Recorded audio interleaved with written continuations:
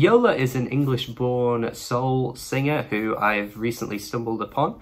She is a name that I want more people to be talking about very soon, because I think she needs to be talked about way more than she is. This is why websites like Rate Your Music, as flawed as they are, and as many issues that you could pinpoint with perhaps some of the pretentiousness that goes on, some of the gatekeeping, some of the, you know, issues with genre biases and stuff like that.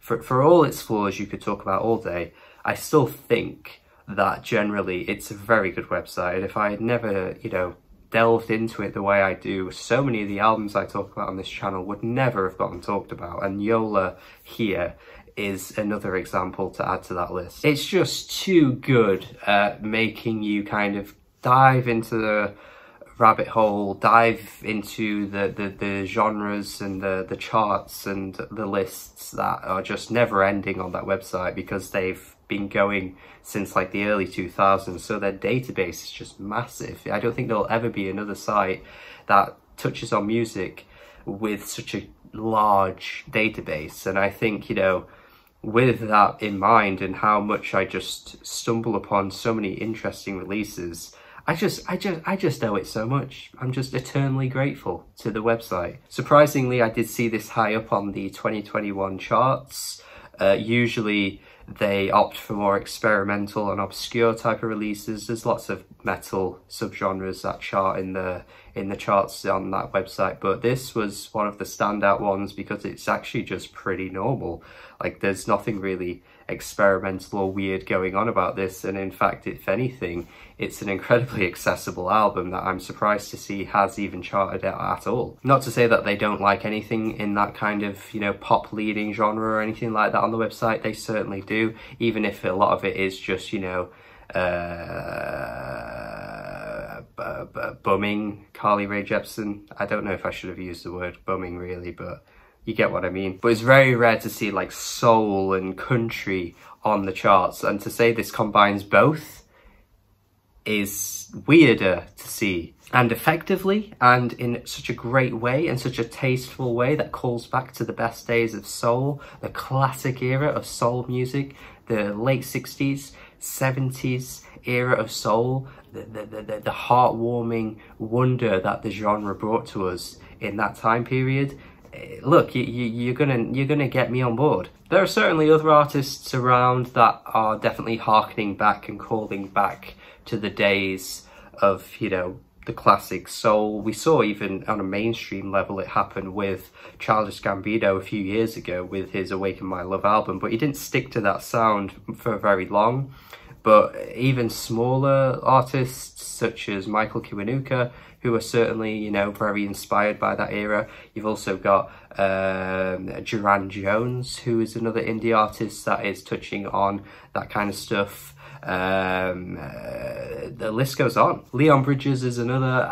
Look, we love that era of soul. We're getting a lot of artists trying to mimic that era, and I think Yola is doing it in a way that makes it very good and interesting. Mostly pretty catchy, and, you know, with the passionate vocal performances that she brings to the table, the very, very strong presence she has as the singer really separates herself from many other of her contemporaries. Classic soul opener, Barely Alive, is the best example of that. I mean, this track is just exuberating. It is just dripping with that natural soul smoothness. It even has the audacity to do a classic fade out that so many albums from the 70s did, especially in R&B and soul.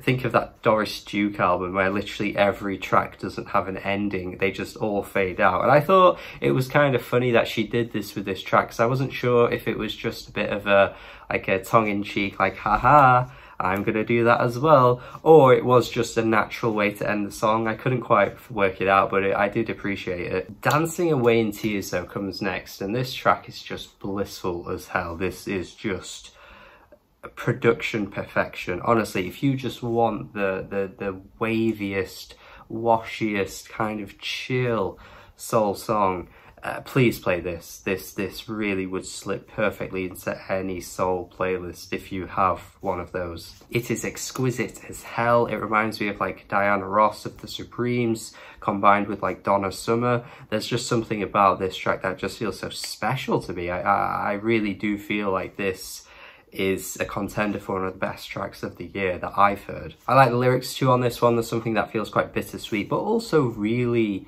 selfless about it, where she's, you know, saying, I wish you well enough. That little refrain that comes through, that's really really groovy, that part actually, where she keeps repeating, goodbye, baby, goodbye. So good. Reminds me of like the lyrical motif that you'd get from like an Adele song, particularly Someone Like You. And yeah, this track just feels eternal. Honestly, I feel as though this is going to be the one song this year that I play for anyone who is just casual or whatever when it comes to music, and they'll go, yeah, this is a good track. This has that kind of potential. Trying not to go in track for track order here, but I think it is important to bring up the next track that comes directly after, Diamond Studded Shoes, because this is the first taste of like the countryness that the album provides. It's just a country bop. It's very flavorful. Really feels like, again, she's just respecting that kind of style, because there's something about it where it sometimes feels like artists are just doing it for the sake of it, and maybe they're just, you know, mimicking a style just for the sake of it, just because they can. But I think there's a difference between doing that and doing it in a way that just feels very natural and organic. And to come right after a very like blissful soul track to go with this, it could come across as a bit cheesy, but it actually doesn't. She just really nails it. And yeah, there's some flares of country that come back through in the album in some other places too. Be My Friend, I think, is another track that tries to emulate that kind of country vibe. Has a very rustic sound to it. Honestly reminds me of something like Courtney Marie Andrews would do, not necessarily in terms of their vocals, but in terms of how the track sounds and how, like, you know, kind of like tinish it sounds in a weird kind of like old school way. In a good way though. I definitely think this is a good track. But yeah, I think maybe the one thing that's the downfall perhaps is the lyrics here. Just feels a bit standard with the lyrics. Pretty basic written. Basically, yeah, it's basic writing really. It's not bad, but it just feels very familiar. I really think the two tracks Starlight and Now We're Here are really good in terms of how they sound, but I guess while I'm on the minor negatives, I do think, you know, the way that the Starlight motif kind of does get repeated on these two tracks is a bit disappointing, but I still think standalone songs, they're both really good. Great Divide has that huge passion that I was talking about earlier coming through in the vocals. She just has a belter of a voice. Honestly, she could sing the house down wherever the hell she is. Like a Photograph is once again another track that's just very classic of its era. That's why I feel like this album has a timeless quality to it, which I think would have to be tested in the next couple of years, or maybe even the next decade. But I do feel like there's something about this album that just feels so timeless, and it's tracks like this that really cement that feeling. I think Break the Bough or Break the Bow is a moment that I think really just exuberates all of her influences into one song. She really captures that energetic power that artists like Aretha Franklin brought to the table on their more, you know, groovy and rhythmic songs that she was able to do fantastically well. Thinking of tracks like Think, Respect, I Say a Little Prayer, you know, those kinds of songs. Mixing it in with, like, you know, some Sharon Jones and the Dap Kings as well, and you've got yourself a real belter of a number here. The rollicking rhythm and groove, it's just absolutely infectious, man. This is just such a great smile-inducing moment on the album. It's so good. Closing track as well has once again that kind of wavy, chilled back, kind of like chilled out, laid back. I just put two phrases together there. Chilled back, or maybe laid out. No, you see, when you do that, they don't work, but chilled out and laid back, they do work. That's kind of weird, isn't it? The guitar comes through in this one. This is probably one of the best moments where I feel like she just combines the country and soul. Like, some of the tracks kind of do them separately, but this one I feel like with the guitar and the chorus and stuff coming together and melding the two worlds is done really well here. Interesting as well how the track is called Stand For Myself, and you'd think it would be quite, you know, an empowering song, but actually she flips the idea and says, well, actually, it was easier to give in than stand for myself. So that's an interesting way to close things out, and an interesting lyrical idea, I feel. Not exactly the, you know, the high note of empowering moments you'd expect an album to end on, but I'm not mad at it either. I think it's interesting that she takes that idea, you know?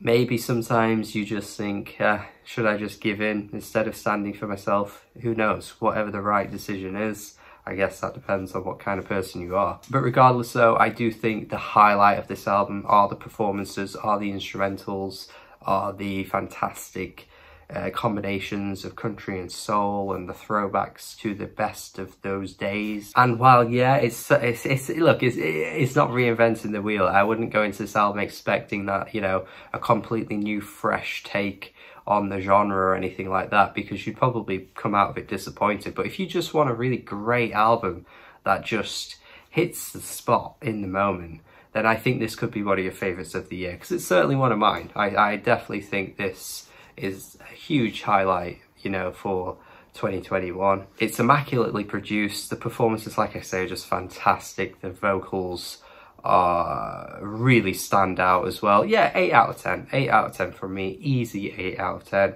And just the kind of album that I would definitely be head over heels for. Let me know your thoughts on this album here in the comments. Do tell me what you think about it. Would love to see what you do think, if you agree or disagree. Tell me, please. Have a good day. Subscribe already. I think I'm coming down with something again, so my nose is a bit nasally and a bit so sorry about that. I am trying my best. But yeah, have a good day and goodbye.